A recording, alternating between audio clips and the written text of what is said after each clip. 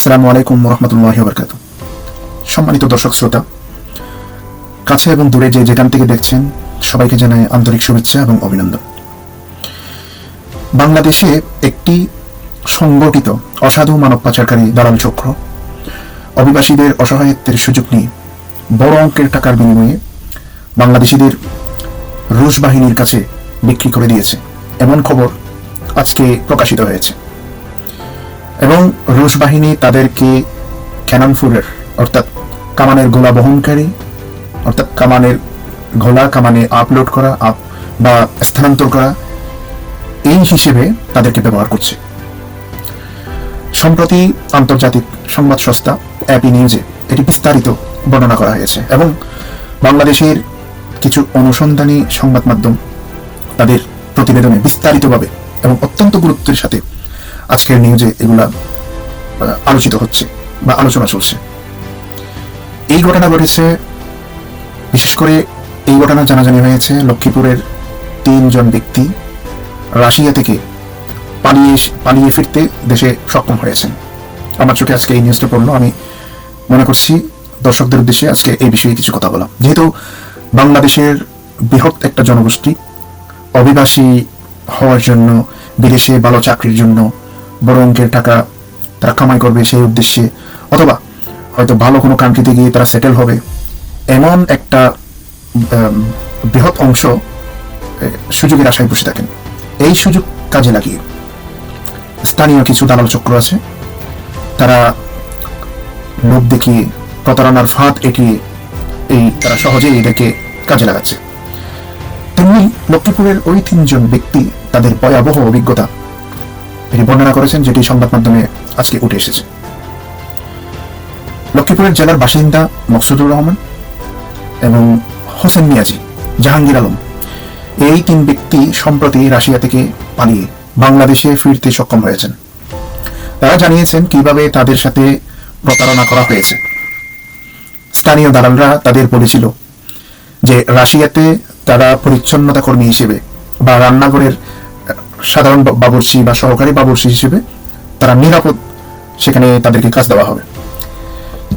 এই জন্য তারা জমি বিক্রি করে তারা চড়া সুদে ঋণ নিয়ে 5 থেকে 8 লক্ষ টাকা খরচ করে তারা রাশিয়ায় গিয়েছিলেন। কিন্তু বাস্তবতা হলো, মস্কো যখন তারা পৌঁছে যায়, তাদেরকে দিয়ে জোর করে রুশ ভাষায় লেখা কিছু নথিতে তাদেরকে স্বাক্ষর করানো হয়, যা ছিল মূলত সামরিক চুক্তিনামা।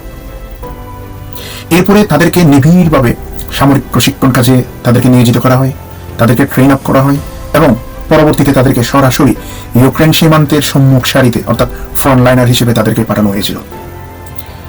মকসুদুর রহমান আরও জানিয়েছেন, তিনি যখন যুদ্ধে যেতে অস্বীকৃতি জানান, তখন তাকে রুশ সেনারা মারধর করে এবং 10 বছরের জেল হওয়ার হুমকি দেয়।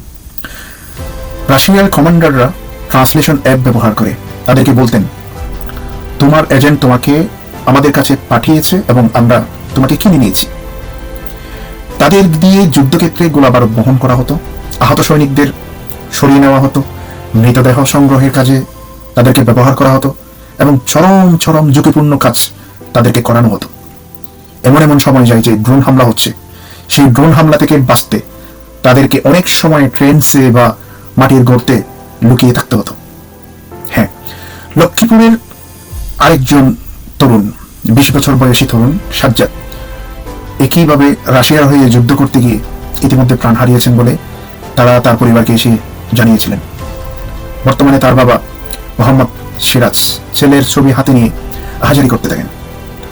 একটি প্রতিবেদন অনুযায়ী অন্তত 40 জন বাংলাদেশি এই যুদ্ধে প্রাণ হারিয়েছেন বলে ধারণা করা হচ্ছে। তবে বেসরকারি সংস্থা ব্র্যাকের মাইগ্রেশন প্রোগ্রামের তথ্য মতে বর্তমানে কয়েকশো বাংলাদেশি এই যুদ্ধের ময়দানে থাকতে পারেন বলে তারা আশা প্রকাশ করছেন বা তারা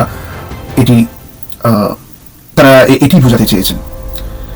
এবং পররাষ্ট্র মন্ত্রণালয় থেকে বাংলাদেশ সরকারের পক্ষ থেকে মস্কোর বাংলাদেশের দূতাবাসের কাছে এই বিষয়ে বিস্তারিত প্রতিবেদন চাওয়া হয়েছে বলে আমরা ইতিমধ্যে খবর পেয়েছি। মানব পাচারকারী চক্রের বিরুদ্ধে বাংলাদেশ সিআইডি এবং র্যাব ইতিমধ্যে তারা তদন্ত শুরু করেছে।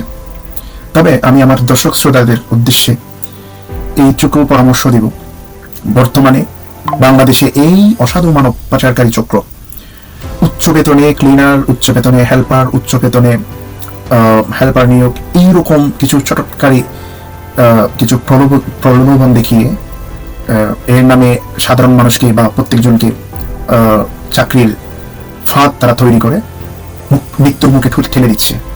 আপনারা আপনাদের পরিচিত কেউ যদি আপনারা জানতে পারেন যে রাশিয়ায় যাওয়ার পরিকল্পনা তারা করছে, ইউরোপে যাওয়ার পরিকল্পনা করছে, বা আমেরিকা, কানাডা, ডেনমার্ক বা কাজাখস্তান আর তুর্কমেনিস্তান, এইসব জায়গায়, মিডল ইস্টের বাইরে এইসব জায়গায় তারা যাওয়ার পরিকল্পনা করছে, তখন আপনাদের অবশ্যই উচিত তাদেরকে এই বিপদের কথাগুলো একটু জানিয়ে দেওয়া।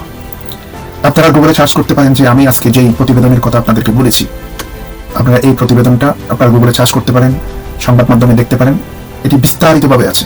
আমি আজকে দেখেছি, তাই মনে করলাম আপনাদের উদ্দেশ্যে এই বিষয়টা এই নিউজটা আমি জানাবো। তাই আমি বলবো আপনাদের উদ্দেশ্যে, একটি ভুল সিদ্ধান্ত আপনার অথবা আপনার স্বজনের জীবন শেষ হয়ে যেতে পারে। তাই প্রত্যেকের জায়গা থেকে সচেতন হন এবং প্রত্যেককে সচেতনতা বৃদ্ধি করুন, আপনার জীবন বাঁচান, অন্যকে সহায়তা করুন। আজকে আমি এই পর্যন্তই।